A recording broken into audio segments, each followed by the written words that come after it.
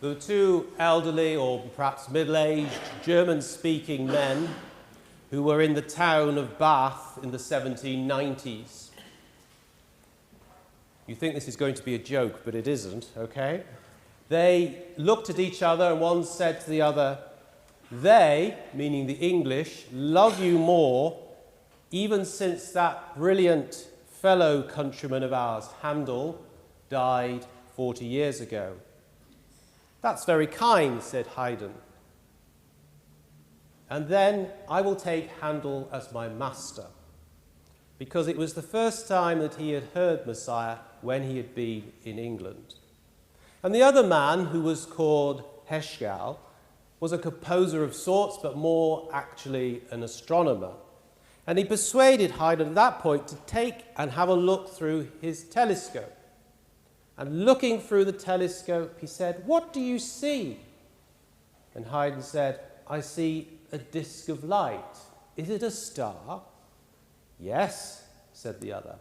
"It's a world like ours beyond Saturn. It's a new planet." And Haydn said, "Well, what shall we call it?"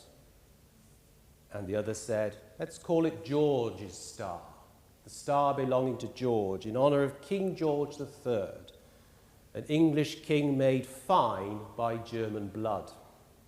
Precisely, they agreed. And you could see in that conversation how the German influence in England at the time, both in politics and in music, was very strong. Haydn left England in 1795 and settled in Vienna.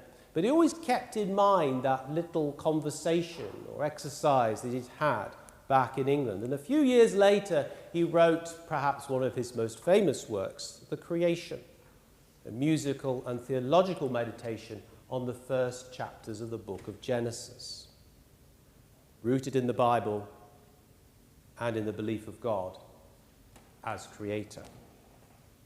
But Haydn's life was not easy. If you know anything about him, and I expect some of you do, you will know that he was born in virtual poverty in Austria near the Hungarian border, and he was brought up by two people who couldn't read music, but they knew that in their child there was someone very special and very musical, so they sent him away at the age of 6 to learn music and to study. And they never really saw much of him again. He never came to live with them again from that age. But he ended up in the cathedral in Vienna at St. Stephen's, and there he then, after that, began his life as a musician, which was very hard, as it still is hard today. First of all, he did various jobs. He was a music teacher, and then he ended up as a street serenader, what we would call a busker. Now, when you walk through Lausanne and you see buskers, think one of them might be a future Haydn. You never know. Eventually, he did get a regular job. He worked for one of the aristocracy in Hungary, but it was very much in rural Hungary where he wasn't allowed to leave that place, although he was writing lots of music. But his music did leave and became very popular, even if he himself was fixed where he was. So, even in England, people were starting to hear his music and understand what a great man he was. Then, eventually, he was allowed to travel at a later age and came both to London and to Oxford and to share what gifts he had. He became very popular in England. As Bach was becoming less popular, Haydn was becoming more popular. And in Oxford, they gave him an honorary doctorate, which is why we often call of him as Dr. Joseph Haydn.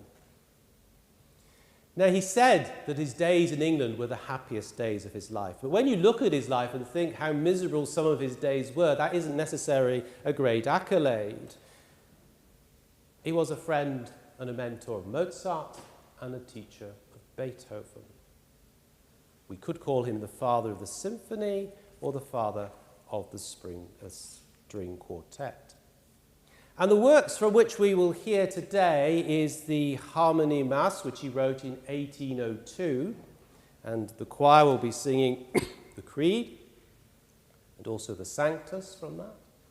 And we will enjoy that work as we connect ourselves to a period of time over 200 years ago. And we need to remember it was about the time, a little before the time, that the English church in Lausanne was being established, and it was a time of great war in Europe, with Napoleon conquering nation after nation. And he died 7 years after writing that Mass at the age of 77. So not an easy life by any means if you look at his life from the beginning through perhaps good times, but also at the very end, rather difficult times, particularly as he struggled with illness. They say he was short of stature. I don't even know how tall he was, but they say he was short of stature because he was starved as a child. He lived a life of isolation. He had an unhappy marriage. He had no children. And yet, despite all of that, he had faith, as expressed through his music. Faith in God of creation, the faith in the God who would look after him and present to him salvation. When he needed inspiration, we are told that Haydn would reach for his rosary and would walk up and down, trying to get inspiration through that for his music. When he wrote a script, he would often have at the front of it a little dedication where he would write, "Praise be to God, the Blessed Virgin Mary, and to all the saints." And towards the end of his death, when Napoleon was raining down missiles on Vienna, where he was, and they were landing quite close to the house where Haydn was, he would tell people not to be frightened, because God would look after them. And when Napoleon actually did enter Vienna, he sent one of his officers to go and sing to Haydn excerpts from the Creation. He died soon after that. And one of his friends said, "I defy anyone who is a Christian, who has not heard Haydn in church, at Easter or any time, not to leave that church without your heart expanding with sacred joy." So, a man of faith who passed on his faith to others, both in the steadfastness of his life through difficult times, but also in the creation of his music. And I would say that the measure of our faith, whoever we might be, is how we cope with difficult times in our lives. That's how we might measure our faith, how we remember to turn to God in difficult times, to rely upon God for our inspiration, whatever life might throw at you, to see God as the source of your good gifts that you can share through music and through many other things in your life. And by doing that, like Haydn, you become a witness to God and his love. We see that in our gospel story this morning about a woman called Mary who came to anoint the feet of Jesus. And some of the disciples, Judas particularly, were grumbling about it, saying, "This is not good, it's a waste of money." But Jesus, in one of the other gospels, says that what she does is the most wonderful act of faith that's not surpassed by anybody else in all the gospels.